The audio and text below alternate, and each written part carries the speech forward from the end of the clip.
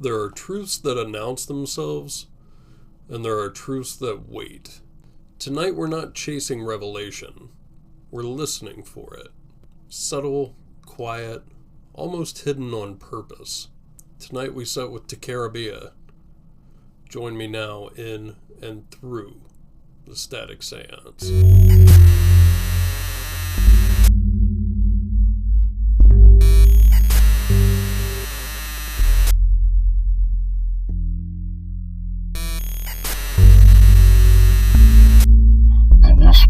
Between stations, neither here nor gone. The hum of voices trapped in the wires, their confessions dissolving into static.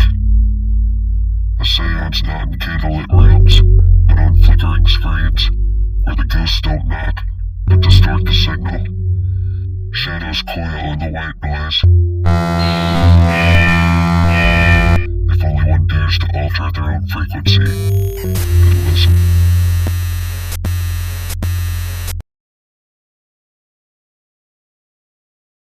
Decarabia is not a spirit of overwhelming force, not a king that commands storms, not a presence that tears through reality. Decarabia is something else, a keeper of hidden gems, a voice beneath the noise, a pattern that only reveals itself when you stop trying to see it. And that's the paradox, because most people, they don't trust what doesn't shout. In the Ars Goetia, Decarabia is a marquee, appearing initially as a star within a pinnacle, before taking on the form of a man. Here already we're given symbolism. A star, not the sun, not the moon, but a distant light, something that shines but does not demand to be seen. Decarabia governs the knowledge of birds. In an occult symbolism, birds are not just animals. They are messengers, carriers of thought, symbols of the movement between realms. So what does Decarabia truly offer? Not domination, not power, but insight. Specifically, insight that must be noticed. Not given, not forced, not imposed, simply seen. And that's where this becomes personal, because this idea, its quiet brilliance, it's something I've struggled with. So in the past, what wisdom did you hide? For me, I used to hide my full intelligence, not because I didn't value it, but because I learned very quickly that it could be toxic. Not everyone is ready for certain truths. Not everyone wants to see patterns. Sometimes insight feels like an attack on a person that's not ready to accept it. And sometimes it's just useless.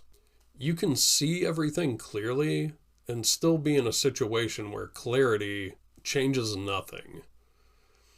So I adapted. I dimmed it. I filtered it. I let conversations pass where I knew more but said less. And that wasn't entirely fear. A lot of it was strategy. But it was also suppression. Because when you constantly hide your perception, you start to lose faith in it. Decarabia whispers here, "You doubted subtly." And I did. I thought that if something mattered, it has to be expressed loudly, directly, immediately. But subtle insight doesn't work like that.